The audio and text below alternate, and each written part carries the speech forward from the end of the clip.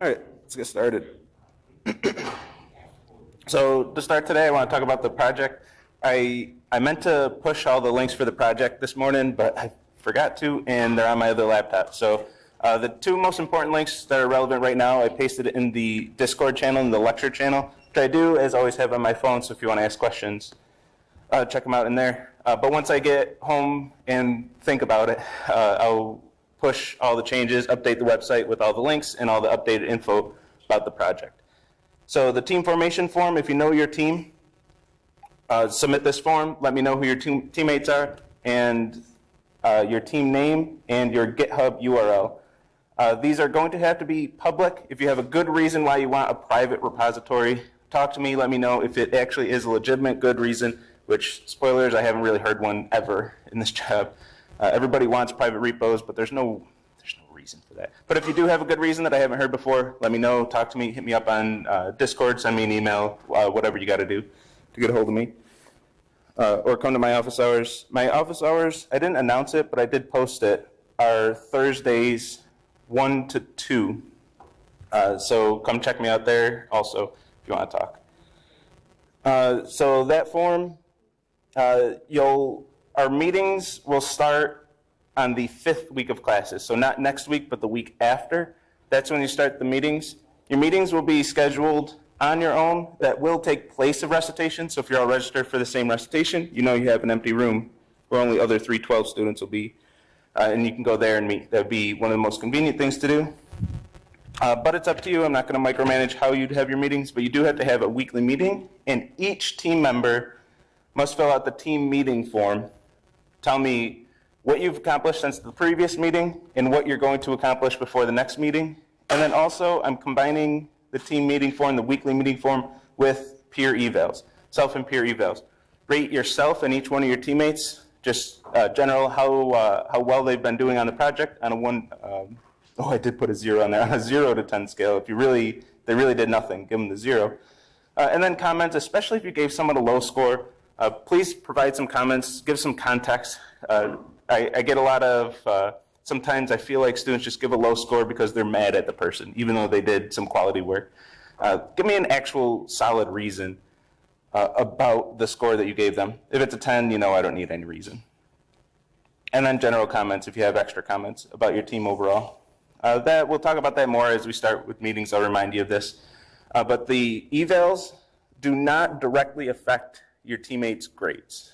So that's always a fear when you're filling these out. Like, I don't want to give somebody low scores because then they're going to get a bad grade and they're going to know what I did. They're going to talk to our teammates and figure out. These won't directly affect their grade. It's for me to know how the distribution of work is going, and then I'll consume all the information. This is why I want those comments. I'll consume all of the feedback, and then I'll decide if there needs to be an individual grade adjustment.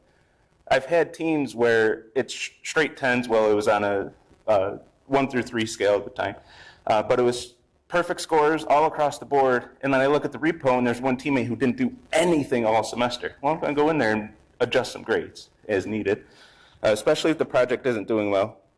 If it's all 10s and you're getting hundreds you got 100 on your project, well, then I don't care.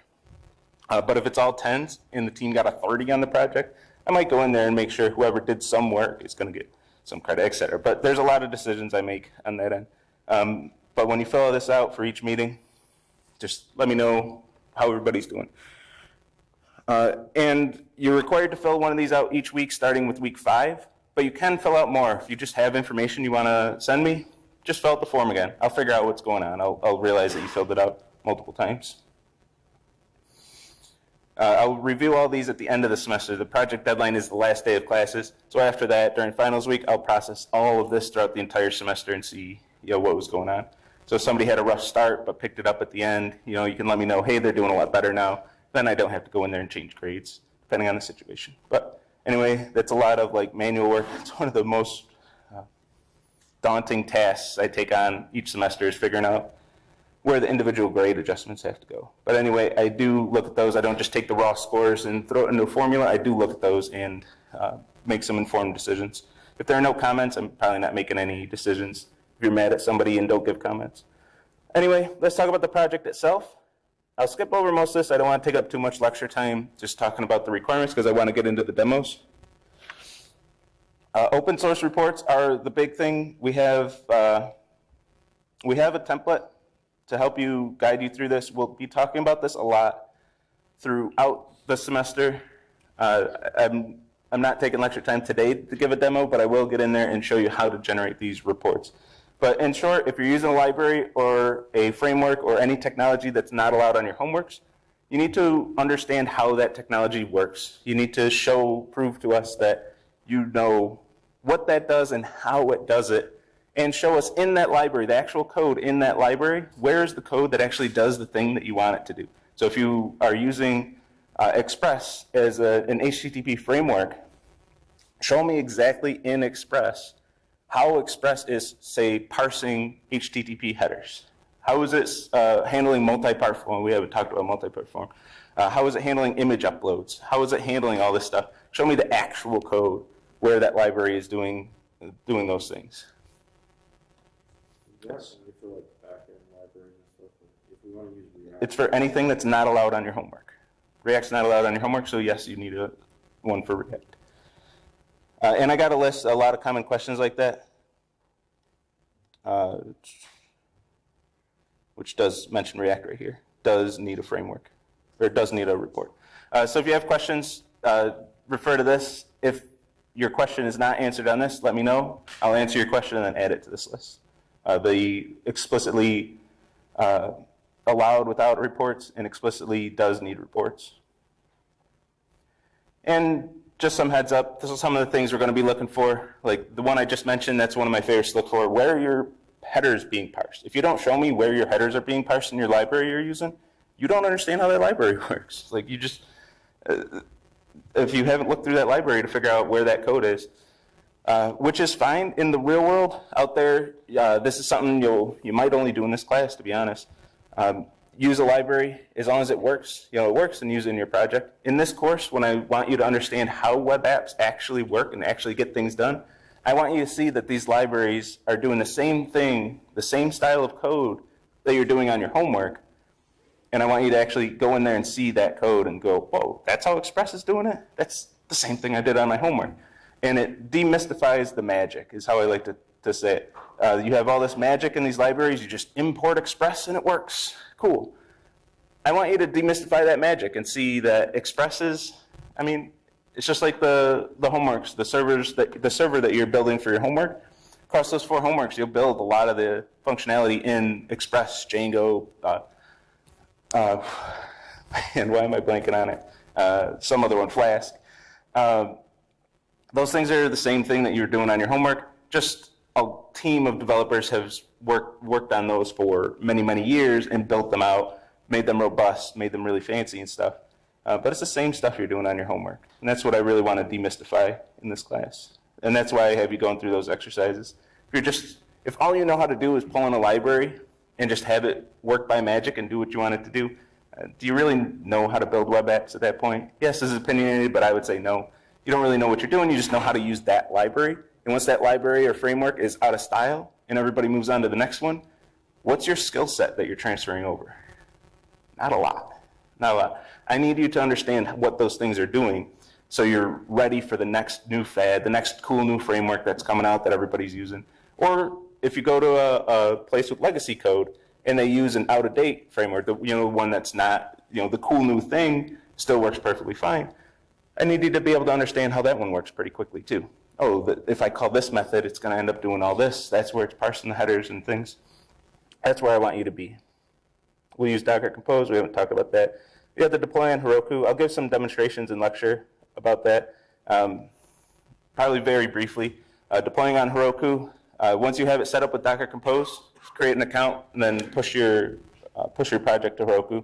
It's fairly straightforward, but I probably will take some lecture time to demo it. And finally, the requirements. These 5 requirements that are listed on the course website. I have more just expansion. Mostly when students have questions, I answer those questions. I update this. So after all those questions, these are the more thorough, more in-depth explanations on these 5 criteria.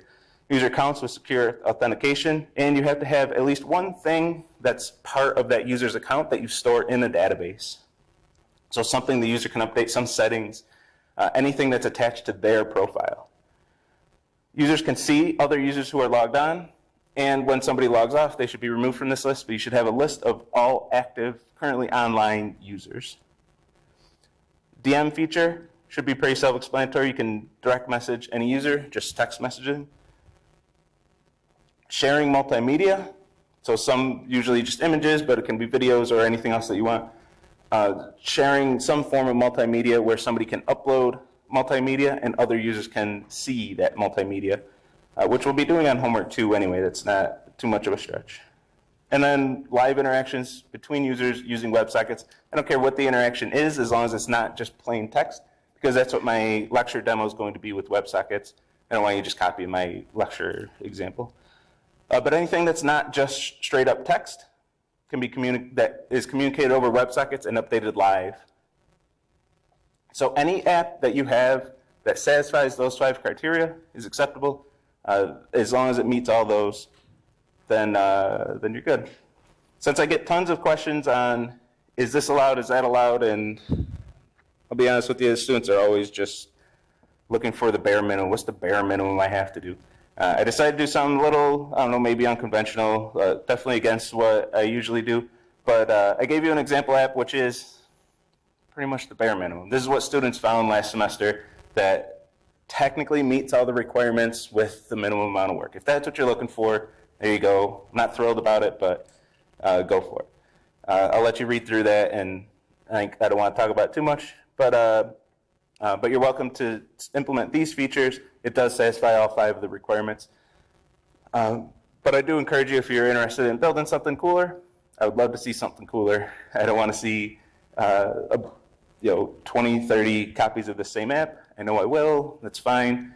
And the reason I am doing this, I kind of bit the bullet on this and just advertise, put this on there, is I don't want you to get too distracted from your homeworks. If you have too big of a project, it can distract from your homework assignments, which is where you're really learning a lot of the technologies. So if you have a really ambitious app and then don't have time for the homeworks, and then find out that other team just built this app and had tons of time for the, there's a lot of things like that. I thought about it for a long time. Anyway, there's that. And your app must be secure. If there's any security vulnerability that I mentioned in class, and your app has that vulnerability, that's no good. Depending on the severity of the vulnerability, it could be up to a 0 on the entire project if you have a security vulnerability. Security is absolutely critical on the web. Whenever we build a web app, we need to be thinking about security. If you're not thinking about security, think about that in the real world. You deploy an app with a security vulnerability, especially a very blatant, obvious one.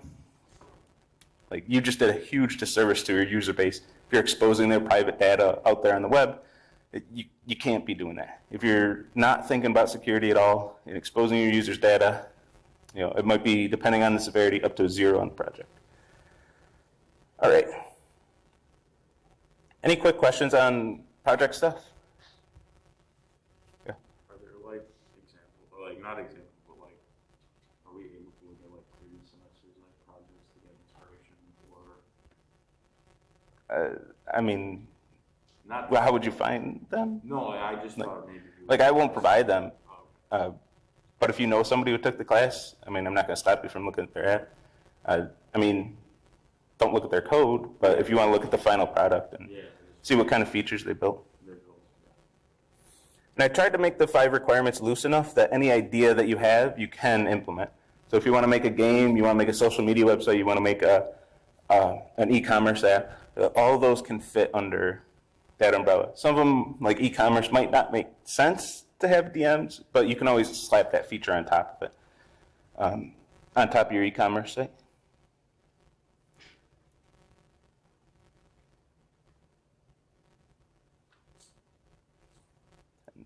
Okay, we already spent 15 minutes on that. Let me close all this. And I'll get the rest of the links. I put 2 of them, again, in the lecture channel on Discord. I'll get the rest of the links up there once I get back to my other laptop. Okay. Let's get into some examples.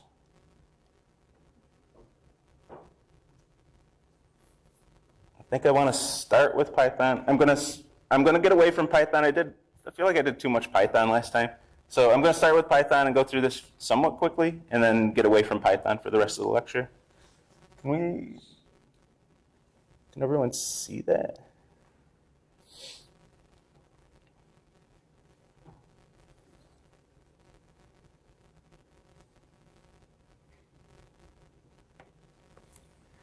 Okay. Anyone's having trouble seeing it? Maybe light mode would be better for this specific room. If anybody's having trouble, hit me up in the Discord or let me know. But here's a sample server in Python where I'm doing almost nothing. It's like the other example. I'll have more thorough examples after homework ones do, but I can't show too much without spoiling homework one. I am going to spoil some of it in certain languages. There's just not much I can do to not spoil anything. But and the reason I don't like doing that is because it gives an advantage to people using the languages that I use in lecture. It's just not really fair. But some of it I do have to spoil. Some of it I'll spoil on purpose, like a few things I'm going to say, but let's get into it. If you're using Python, hopefully you took my advice and used this socket server class. Don't use raw sockets. If you have import socket, you're asking for trouble when we get to web sockets. But if you import socket server and use the socket server library, that's really going to help. So the way our Python app is structured, we have a main method. We're going to specify a host and port. If you're having trouble in Docker getting your app to be visible outside of Docker, make sure you're changing localhost to 0000. You would normally have localhost here. If you have localhost there, it's not going to be visible from outside of the Docker container. But if you do 0000, you're probably going to be good. So we want to specify the host and port and give it a TCP handler that you're going to write, and then tell the server to start.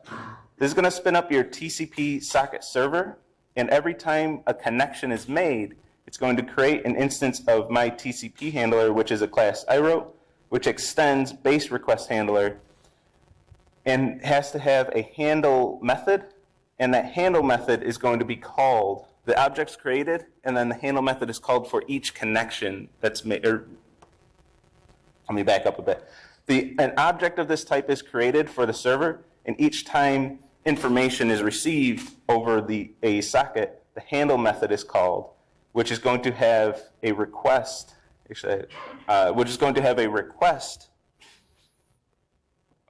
variable, a request field, which has the information that we want.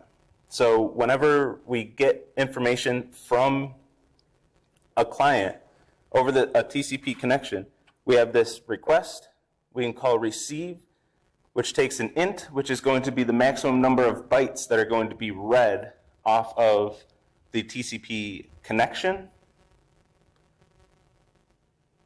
And then we can store that in a variable, do what we want with it. I have this strip here. I give this lecture example, and I keep seeing this in homework assignments. This strip is me stripping the white space, leading and trailing white space. You don't have to have that. You can have that. It depends on your application. In certain cases, that's going to mess everything up. You don't want to always do that. So don't just blindly copy my lecture examples, please, please, please. It gets people in so much trouble on the homeworks. These are just toy examples. They're not meant to be functional. This example, all I'm doing is responding with hello no matter what somebody sends me. It's not what you need to be doing on your homework assignments.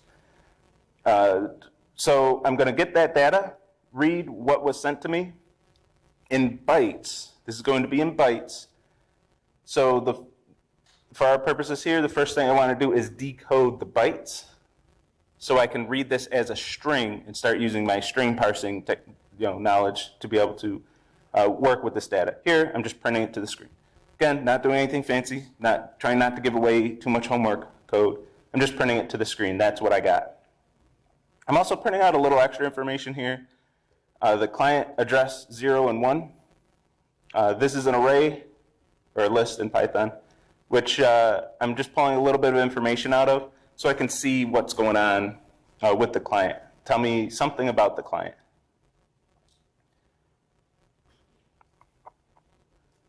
And I'm going to call that the client ID. I'm going to compose those together. This stuff we're not concerned with yet. That's something for later lecture example. But another thing that I really want to stress in Python, I've mentioned this briefly, but now I want to show you the code. When you run Python in Docker, there's something between Docker and Python that's buffering. I don't know why it does this just in Python. I don't I haven't been able to find out exactly why it does this. If somebody finds out, I'd be interested to know.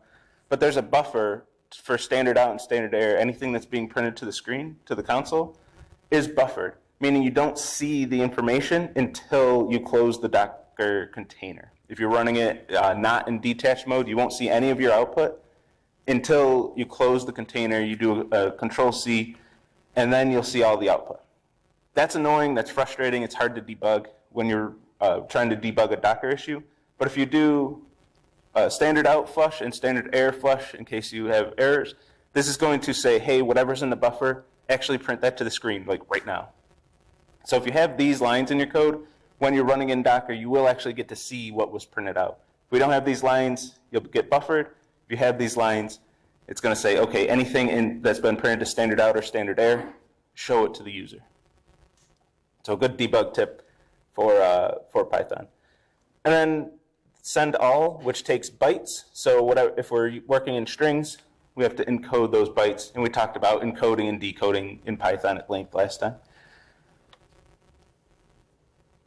If I run this server, which should be the last thing I ran,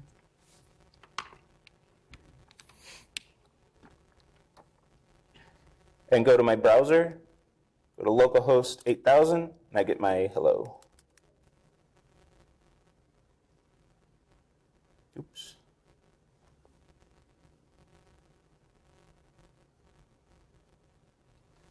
And we can look at the console and see all kinds of output. Here's the request. Here's the host, 127.0.0.1, which is localhost.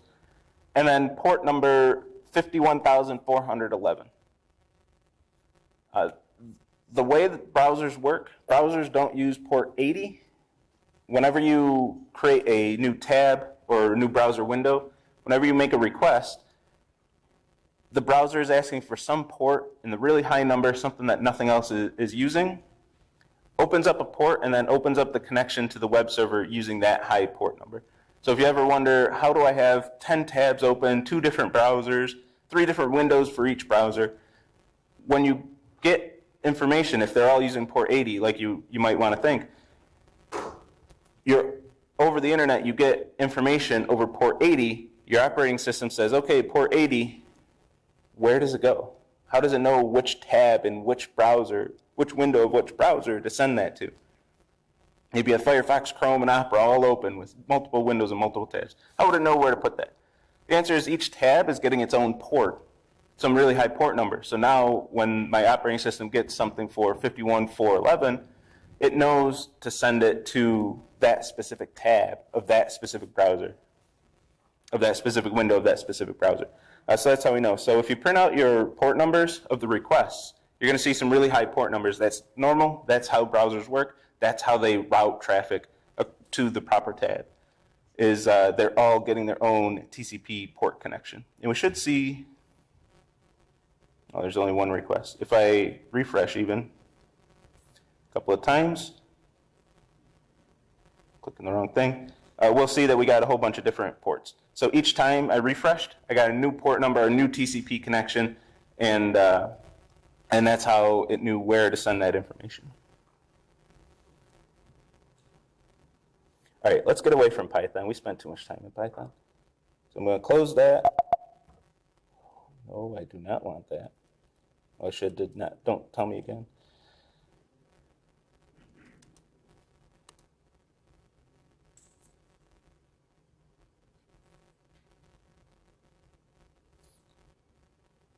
I want to just briefly, because I had a few questions about Scala, and I haven't been doing many Scala examples. So let's briefly look at Scala. There are just a few things I want to highlight here. If you're using Scala, I recommend the actor TCP library. I showed this briefly earlier in the semester, so I won't talk about the library too much that I already said. But this import TCP, you can find the documentation. My code is pretty much from the documentation.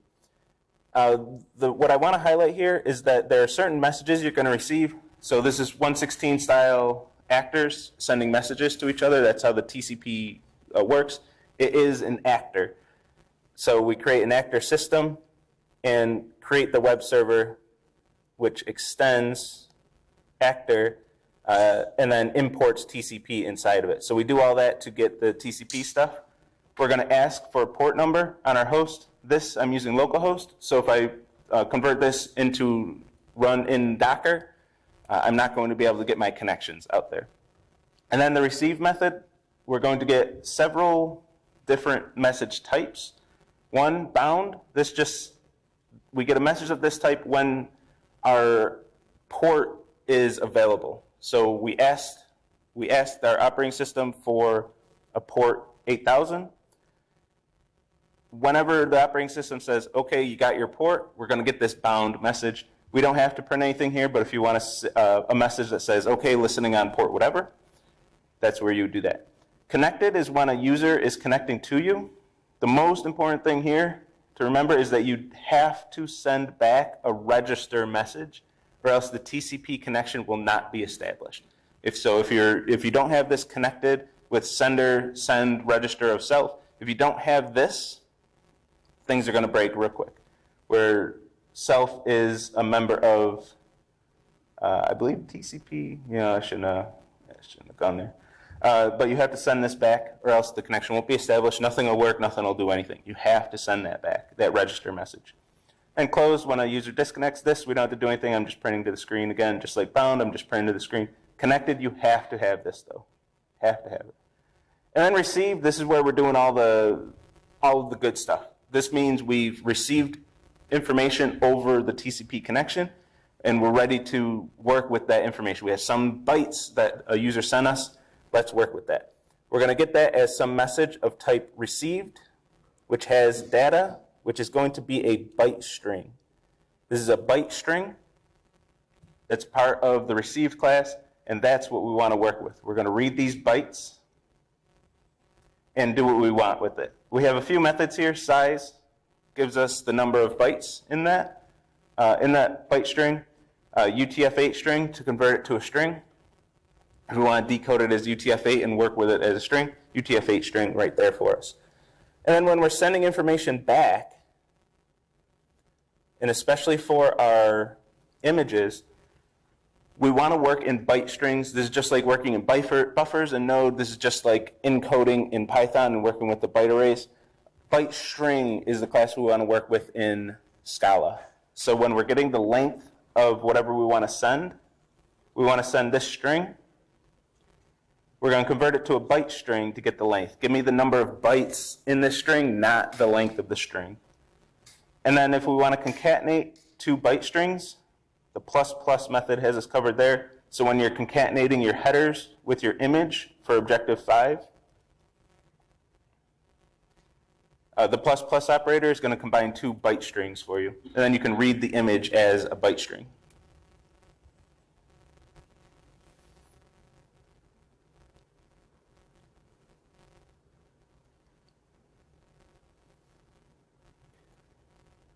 And any questions on these? The rest of the lecture I'm going to hang out in JavaScript. Any questions on those two? While we're in the code, anybody using Python or Scala say, wow, I can't get that to work in my code. I did feel like I did the same thing.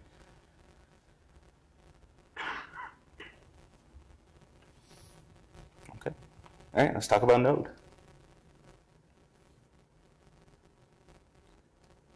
And I have to do this every lecture still. 10, 20, 11, 10. We go to, I hate the offsets. I have 3 lectures this semester, and all 3 of them start at different minutes. So I always have to think. 11, 10. So 20 minutes, we're going to muck around in Node. So here's my Node server. Let's get it running.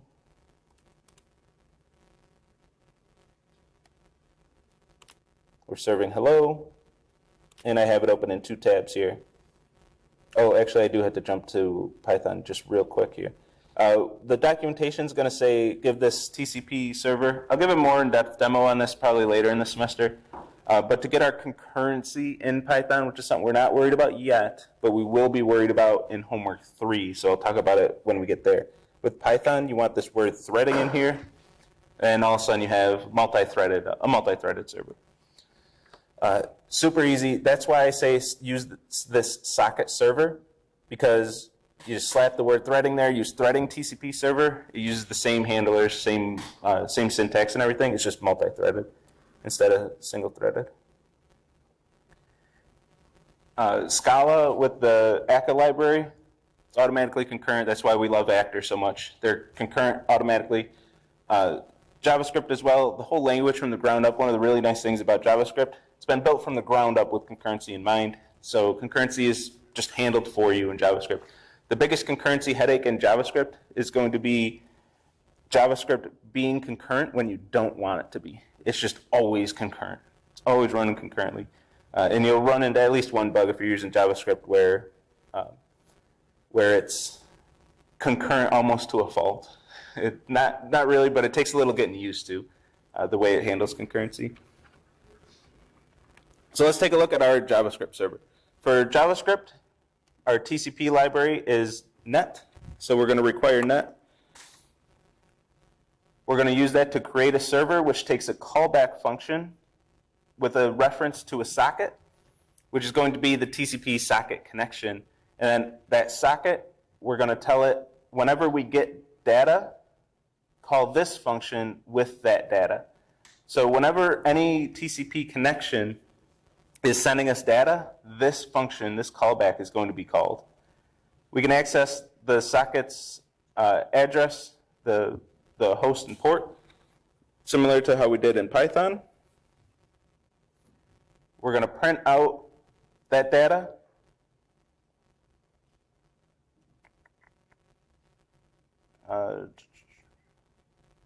We're going to do some oh yeah, I forgot. I was going to delete that, but I decided not to. Some parsing, it's pulling that first line and splitting on spaces and stuff. Hopefully something all of you have already done anyway. So probably I'm not leaking anything there. Then I'm going to check, is the request type GET and the path /? If so, I'm going to send a response of hello as plain text. This is something for organization of your homework assignments, something I strongly recommend, writing helper methods, cleaning things up, having good organization right from the start. Here I have two methods, functions I guess in this case, build OK response and build not found response. Build OK response is going to respond with a 200 with a certain MIME type and context, which I'm just forwarding to my build response method. And then my build response method is going to be a generic method that just builds an HTTP response for whatever information I'm sending. So I need the response code to put on the response line, the MIME type to put in the content type, and then the content which is going to go in the body, which I'm going to read the length of for my content length. At least this method right here, or function, depending on your language, strongly recommend writing sooner rather than later, so you don't have this block of stuff in every condition. So say you have if, else if, else if, else if, else if, else for, and in every single one of those blocks you have this kind of stuff manually putting together a response. It's going to look really gross, really fast, and be really difficult to debug, and really asking for typos as well. If I have a typo in here, nothing's going to work, and I'm going to be able to fix that immediately. If you have a typo in one of your else if blocks, it's going to be hard to find that. It's going to be a bit trickier, and that's one of those times where you come to office hours and I'm like, and you have this, and I'm like, oh yeah, that T should be capital. And then you're hitting yourself over the head because you spent 4 hours trying to debug that. Just write a helper method like this, and you won't make those mistakes. Clean up your code, have some better organization. You're at the point in your careers where you should be able to have some nice clean code that you're writing, not just put the code wherever, and as long as it works, eventually I'm good with it. Have some nice clean code, and use just organize it in a meaningful way. Anyway, there's my Node server. There are 3 big mistakes that I made in this. Let's try to find. First, we're going to run this. It runs fine. It runs okay with just responding with hello. But I do have 3 big mistakes. Maybe mistakes is a bit strong, but things that are going to get me in trouble as I keep going. So let's, anybody see any of them as we're going? Yeah. Well, I mean, if you were to use this exact code for like an image, it wouldn't work because you're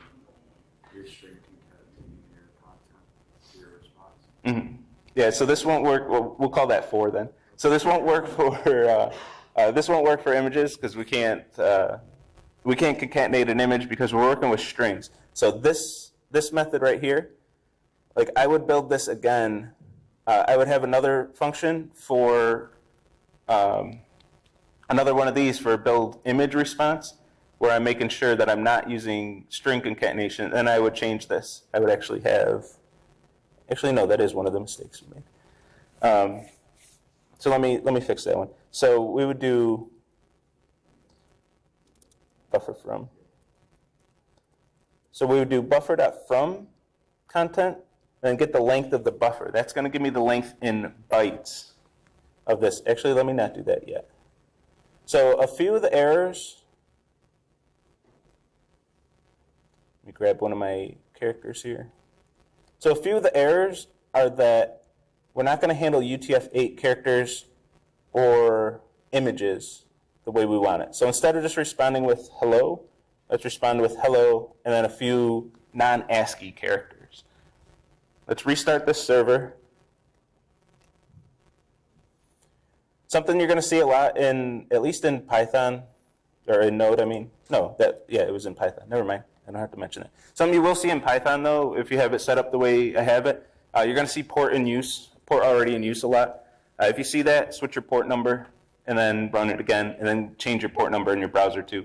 For some reason, Python with that setup doesn't, when you close with Control-C, it doesn't close gracefully, and it doesn't give that port back to the operating system. It doesn't let the operating system know that it's done with that port, because you're just basically crashing the program. You can free up the port in your code, but you need some way of telling it, hey, free up that port. Control-C is not that way. The easiest way, for now at least, is just change the port and then change back. If you have 2 port numbers and switch back between them, you'll be able to get away with that. So here we started the server. We're listening on 8,000, and we're going to see some crap. That's not good. So we ran into our first error. 11, 10, 12 minutes. So I'll start just spoiling the answers. Our first error, right here in our content type, we need to tell it it's UTF-8. Exactly. We need to put char set equals UTF-8. My browser is not assuming UTF-8 here. So I need to explicitly say, hey, this is UTF-8. And now when we refresh, remember we had 4 of those. We're going to get 2 of them, so we're getting better. But we're actually going to get that decoded as UTF-8.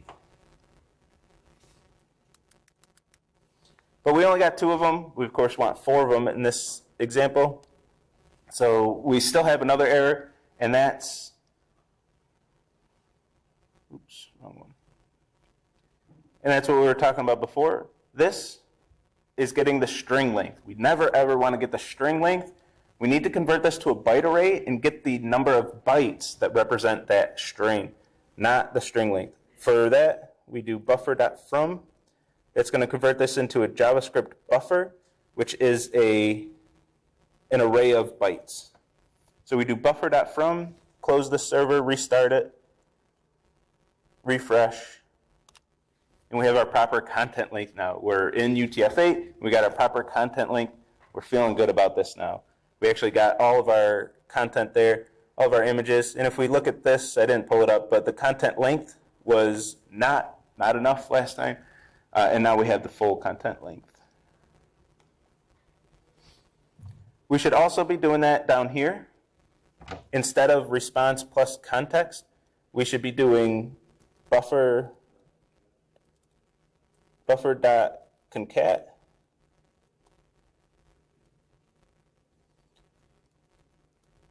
response, if I can spell it right, buffer.from response, buffer.from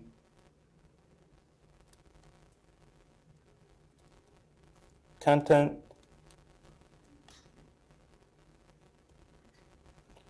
and then we can get those and then get rid of this. And we can get those combined. This is if the context, actually the context for this example is kind of a makeshift example. The context should already be a buffer in this case, where we want to give it an image, and then I would get rid of buffer.from here as well. If the content is already a buffer, we would want a way to be able to take a buffer and then send the information there. Actually, let me just finish up this example. Content.length. Then up here, we would do buffer.from. But the point here is that we need to be aware of when our content is a string and when it's an array of bytes, and make sure we're working in the right context. If we're in strings, string methods. If we're in buffers and byte arrays, byte array context. Yeah, methods. If the content coming in is already a buffer, will buffer.from cause error? You can check that. Let's try that. If you read a file, that automatically So confirm that that works. So now we're converting this to a buffer, and then sending it here, and then treating this as a buffer. So what if we buffer it again? Let's find out together. There's no, I don't know off the top of my head.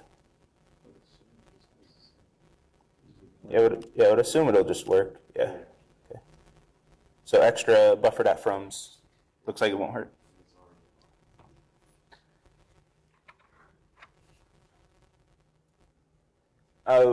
One of the other mistakes, I'll just give this one away. I got localhost here, so once we go into Docker, that wouldn't work for us.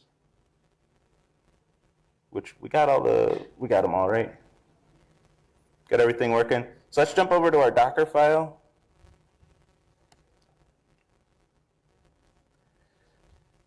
I don't know if I have much to say about Docker, but I do want Docker running while we're doing this. The first time you run Docker, Docker build -t example dot. First time you build Docker, it's going to take a while. So I intentionally didn't build this before lecture. Last time I did, and it just blipped through real quick. You're going to get a lot of this. Hopefully you've all gotten to this point before. Well, maybe not. It's okay if you haven't. But when you run Docker and build your first Docker container, build your first Docker image, you're going to get a lot of work being done. It's downloading this Node 13, which is an instance of Ubuntu with Node installed, copying all the files in, and then running, oh, not running yet, but running the server. Actually, it didn't take too long because I'm not doing any npm install. I have no external libraries, so I don't have to do much there. But Docker run -p 8000, I'll just go 8000 to 8000, example. Starting the server, and we have our server running in Docker.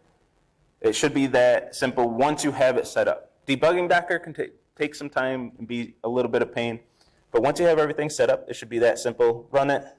I have this running just like it was running outside of the Docker container, without a Docker container.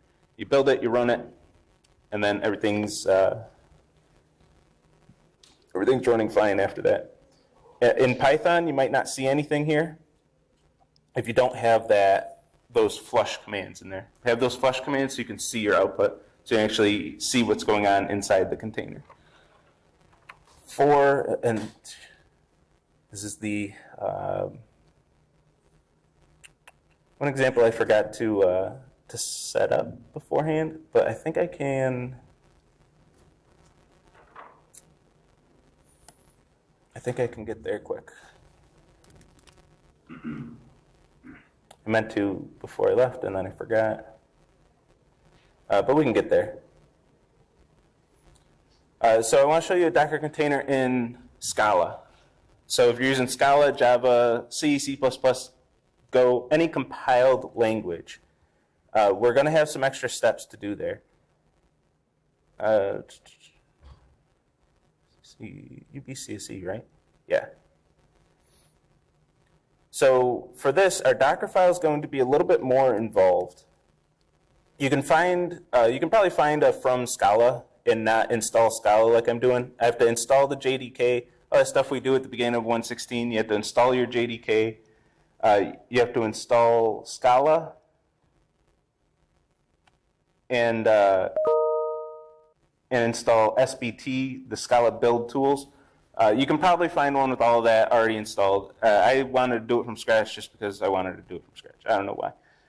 But once you have everything installed, and install Maven here. So I have a Maven project set up. Maven's handling all my dependencies.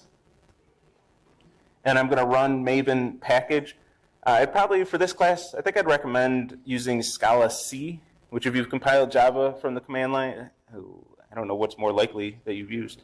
But if you compile through the command line, it's Scala C, or with Java code, it's Java C, or with C you've compiled with the command line. When you use GCC, you probably used GCC and then your C code, and then you can run your code /run in C or invoke the JVM in Scala or Java. All that has to go in your Docker file, all the build stuff. So there's a little bit more complexity when you have a compiled language, because when you build your image, you're going to have to compile, which I'm doing with Maven, so I just do mvn package. Getting Maven set up for this was kind of a pain in the ass. With this project, this UB-CSE, if you want to check this one out, go to the UB-CSE GitHub account, UB-CSE. I think all 3 projects are set up as Scala projects. It's stuff I use for 116. And you can see examples of setting up a Scala project with Maven and Docker. There's probably more complexity than you want. I would probably stay away from Maven and use Scala C or Java C if you're using Scala or Java, or just invoke the compiler directly and then link your dependencies directly, which means you might have to install your dependencies separately as well. This is installing my dependencies and what am I thinking? And compiling my code through Maven. Maven's just doing all of that for me. But it was a pain to set up. And then when I run it, I'm going to run it with Java and run my executable jar, which is what Maven created for me. If you are interested in using Maven for this, my pom.xml has to have some build instructions in it, where I have to tell it how to create that executable jar, which does take some setup, some configuration. There are other options, SBT, you can use that directly. But anyway, since this is specific, I don't want to spend too much time on it, specific to a certain language. But there, just suffices to know, if you're using a compiled language, you got to compile in the Docker file. So you have to have an automated script effectively to compile your code. If you have dependencies, getting those dependencies installed and linked and everything, making sure everything's there that you need. All right, so have a good weekend. I'll see everyone Monday.